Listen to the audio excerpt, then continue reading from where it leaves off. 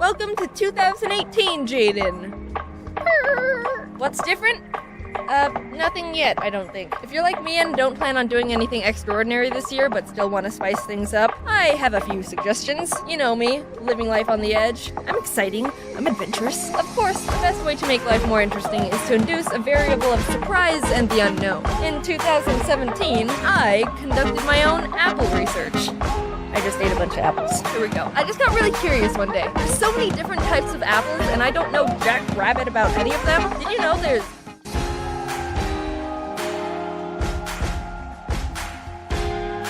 What the shit? Did you know there's 7,500 different varieties of apples? 200 in the US? Because that was the first time I actually Googled it. I didn't eat 7,500 apples last year, but every week when I went to the grocery store, I'd get a different type of apple I hadn't had before, so I'd be learning about a new apple every week. It sounds stupid, but shut up, I learned a lot about apples. Such a vegan. So growing up, Mom always got us either Fuji or Gala apples, which are some of the most common apples in the US. This is all just my own opinion and research, by the way. If you have a different opinion, good for you. Gala is pretty much the standard average apple. Nothing bad, but nothing fantastic. Fuji are a bit brighter in flavor and crisper, but they're both good standard apples to make a constant variable. Ha! See, I learned something in 7th grade science. Now, yes, this is happening. Back again with another legit food review. Golden Delicious are softer and less sweet than Fuji and have more of an applesauce taste. I'm aware of the irony in that description. Prip's Pink or Pink Lady apples are firmer than Fuji but more tart. I don't like Red Delicious. They have a thick skin and mediocre flavor, and if you get a bad one, they're super gross and spongy. Everyone knows Granny Smith. She's green and tart. Sugar Bees are a lot crisper than Fuji and, like the name suggests, super sweet. A top tier apple. Envy tastes pretty much like Sugar Bee. Call me apple racist. Jazz apples were a disappointment, mainly because I thought the name was cool and the grocery store had a fun little name tag for them. They didn't taste all that great. Ruby Frosts, no wait, I'll go faster, have thick skin and are kind of sour but not as much as Granny Smith. Pacific Rose are my favorite and the best apple. If anyone tries to tell you there's a better apple, they're probably right because they only tried like 15 out of the 7,500 varieties, which is like 0.2%, but these are the ones I buy all the time now. Honey Crisp apples are crisp. Nah, they're more expensive. Peru apples are really crunchy and taste like a weak Gala. Rockets are super small and have a unique aftertaste. Macintosh are surprisingly super soft and sweet and taste nothing like a computer. Rayburn, also known as the worst apple to ever be genetically created. I tried it for the first time and was like, ugh, ew, whoa, what the Like, it's trying to be sweet, but also tart at the same time, and it's like, just pick one, you're just a dumb apple. Apparently, they were created by accident and are a hybrid of Granny Smith and Lady Hamilton, so they're not even supposed to exist. Jeez, Granny Smith. But, I mean, to give them credit, that's pretty progressive considering it was the 1950s. Apparently, Rayburn is also a My Little Pony character. Anyway, avoid at all costs. I hope all the Rayburn trees burn in a giant fire and rebirth into Pacific Rose ones. So now you're an apple master.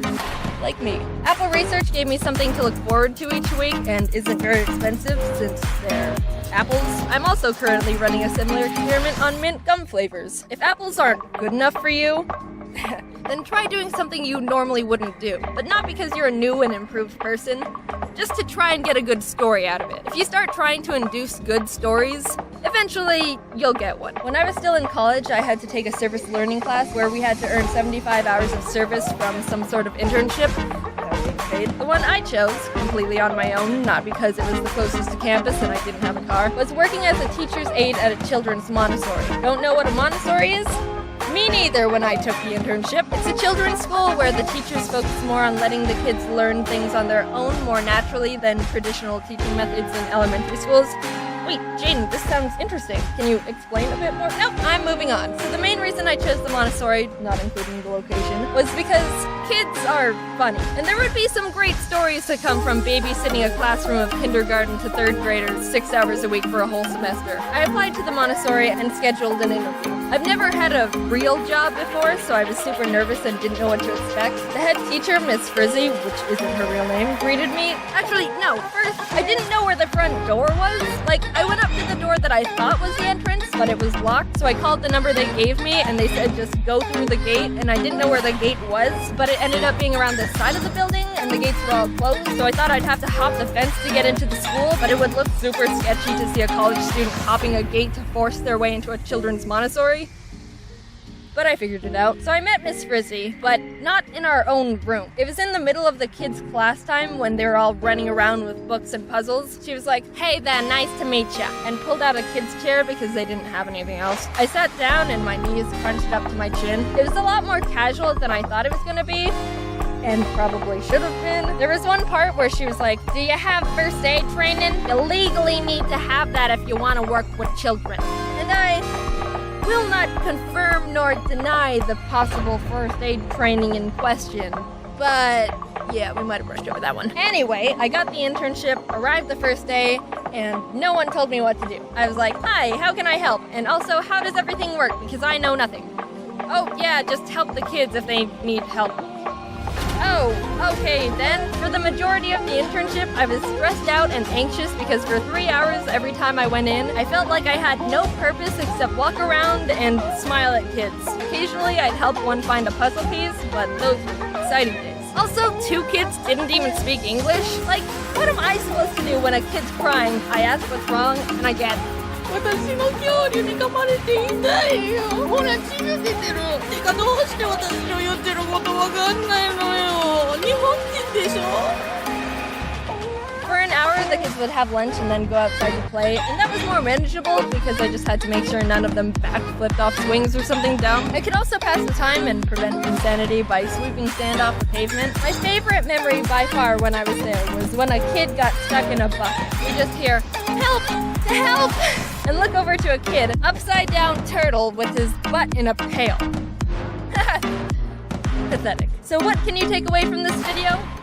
Rayburn apples were an accidental hybrid love child of 2 apples, and kids are incompetent at life. Save with a few little tweaks, it isn't hard to spice up your life. Now, go out and get yourself a funny story.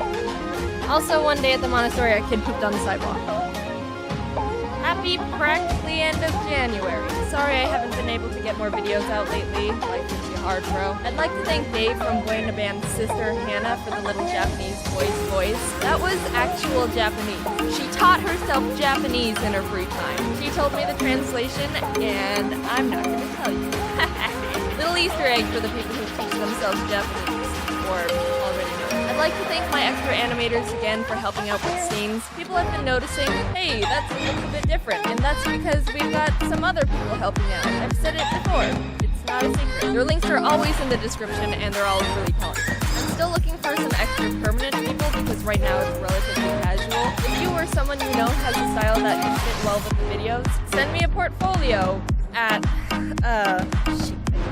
actually. Let's do JadenAnimationsAnimator@gmail.com. Yeah, no promises I'll be able to respond to your email. Last time I asked you for pet photos, Twitter blew up and everything in my notifications